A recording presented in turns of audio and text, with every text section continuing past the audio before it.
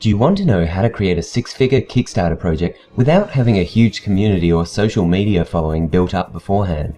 How about how to get reviews from top-name blogs and offline media without already being well known, or creating a fan base that actively contributes ideas and improvements to your project? These are just some of the things that the team behind the L8 Smartlight managed to pull off to create a project that's currently nearing $200,000 in funding.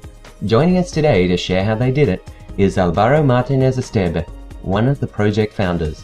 So, Álvaro, let's jump right in. Tell us how you all originally came up with the idea for the L8.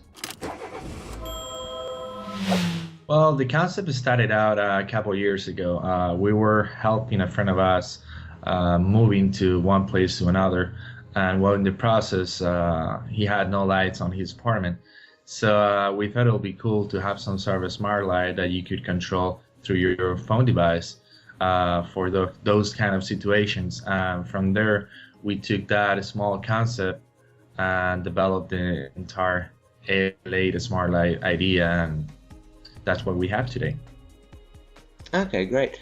And how many ideas did you actually look at, when you were going through this process to decide on the idea you were going to run on Kickstarter?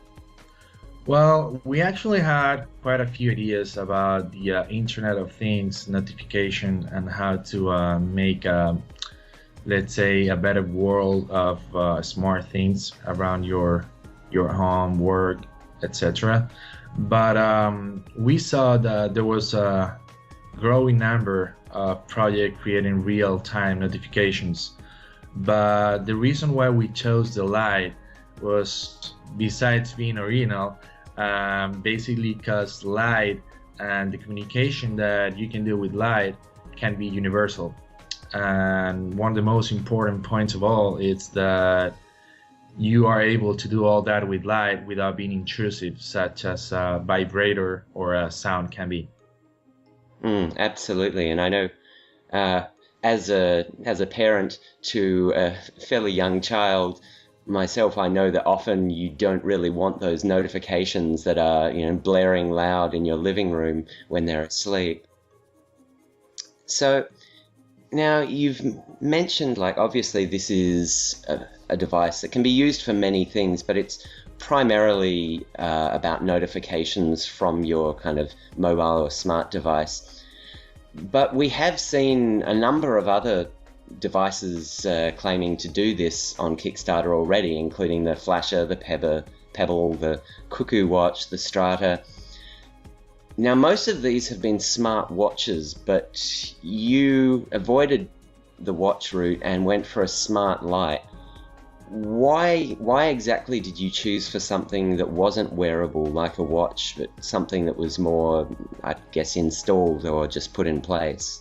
Well, we wanted to start it off with something completely new and innovative, and also that you could take whatever you want, not necessarily having it with you. So as you can see on the video, it can be used as well, such as for creative ambient light, and that was one of the main uses that we thought at the beginning. As I mentioned, the idea came from having a smart lights in, let's say, situations where there's no light, such as what happened to us. So we wanted to create a device that could be on a ladder, that could be on a table, that could be in your car dash, that could be on your motorcycle, that could be anywhere. And that's why we make it portable, small, and we went away from those sort of compliments, let's say. Sure, no, that makes sense. It's definitely a very flexible kind of item, and I definitely recommend anyone watching this video to just take a look at the video on the project page, and you'll see they're using it for a very wide variety of things, everything from notifications of GPS devices to lighting houses to detecting temperature. But what is really interesting to me as a project is, we've seen there's been researchers come out showing like the number of social media followers you have can be one of the largest determinants of whether a project is actually likely to succeed or not. At the same time, like when you guys launched, you didn't seem to have like a huge, like hundreds of thousands of followers on Facebook already following you. And yet you still managed to launch a project that I believe is at the moment pushing towards $150,000 of funding. So how did you actually go about building up that community and that following so that when you had your project launched, you managed to get the 1,000 or so followers on Kickstarter? Well, we thought a lot about that, and it might seem like we didn't have it planned, but there's a huge research behind it. And the reason why we decided not to start a community around the L8 prior to the launch in Kickstarter was because we wanted to create a community as passionate as us on the L8. And we wanted to create the community at the same time that we launched the Kickstarter community. Basically, because we wanted to make sure that every single follower that we had either on Facebook, Twitter, Kickstarter, or any other social network were passionate around the L8. And fair enough, we've seen a lot of involvement, a lot of engagement in Facebook, in Twitter, people giving us feedback, people giving us new ideas, new uses. I mean, the involvement from the backer community and people that just like the product has been amazing. Great. So how did you actually go about just letting people know, having people find your project? I mean, there's so many projects launched on Kickstarter. Did you find that it all just came from Kickstarter itself organically, or were you generating interest for the project like in other ways?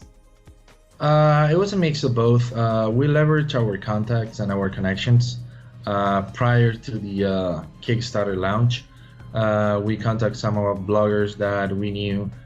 We contacted some media publications that we already knew. And we had to say, I mean, it was difficult at the beginning because having no internet credibility, it's not easy. And when you talk to someone about your product or about a product that you're about to launch that no one is talking about, well, let's say they don't listen as much as you would like to. But as I said, it was a mix of contacting the bloggers, contacting the personal connections that we combined with a bit of luck. I mean, no business can success with a bit of luck, and that's something that happened to us. As I said, we got covered by a few bloggers and website, and once we got a few people talking about the product, that's when the big guys came in and we were able to be covered by pages like Mashable, CNET.com, .net. So yeah, okay. Despite not having this sort of huge pre-built kind of following, so you still managed to get people like Mashable to cover you. So you were saying that was mainly by contacting sort of smaller bloggers and contacts first, getting them interested, and then once they were interested, I guess you then contacted the larger players like Mashable and pointed out that you'd been covered by the other people, and then that's when they became interested. Is that correct? Yes, that's quite accurate. We were already covered by a few bloggers and media in Spain and in the US as well. When Mashable covered us, Mashable was the first big guy that covered us, and that helped us out quite a lot. They gave us a lot of credibility to then go ahead and talk to other publishers online and to talk about the project. So that was a huge thing for us. We're very grateful to Mashable, and they created an entire video with us and a full article, which was amazing. And from there, we leverage a lot on the backer community. One of the key points has been to turn our community of backers into being our evangelists, our brand ambassadors, and spread the word around the internet. And thanks to them, we are close to $170,000 right now. And at the end of the day, I mean, they are the ones funding our project, and they are the ones that made this dream come true.